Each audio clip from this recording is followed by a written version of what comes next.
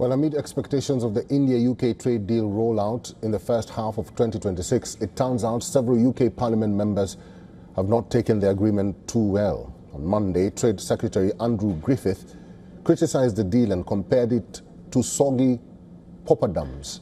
Meanwhile, those in favour, like Trade Minister Chris Bryant, called it a fine tandoori. Earlier this week, members across party lines debated on the merits of the UK-India Free Trade Agreement in the House of Commons.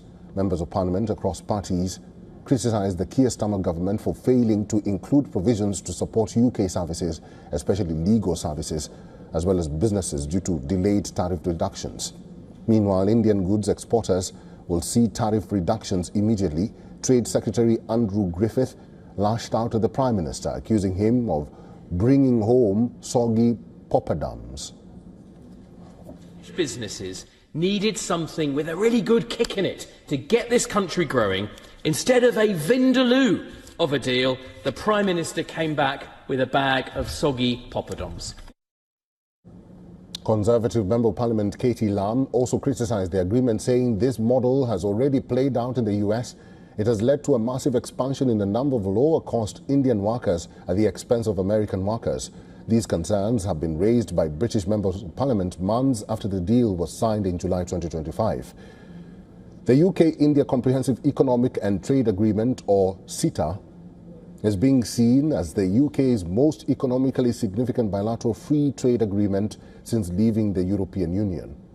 And according to the agreement, India will reduce or eliminate tariffs on roughly 90% of UK exports, including significant cuts for Scotch whisky, which will be halved from 150 to 75% immediately, and also British-made cars. On the other hand, about 99% of Indian goods will gain duty-free access to the UK market, benefiting sectors like textiles, leather, and jewellery. A double contribution convention, or DCC, was also signed to prevent workers on short-term assignments from paying social security taxes in both countries. The deal is projected to boost bilateral trade to nearly $120 billion by the year 2030. Defending the deal, UK Trade Minister Chris Bryant said that the agreement boosts UK GDP by 4.8 billion euros, which is 0.13% of the country's GDP.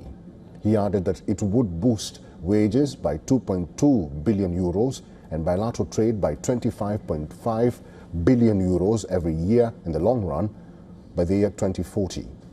He asserted that India's average tariff will fall from 15 to 3% and likened the deal to a fine tandoori for British businesses.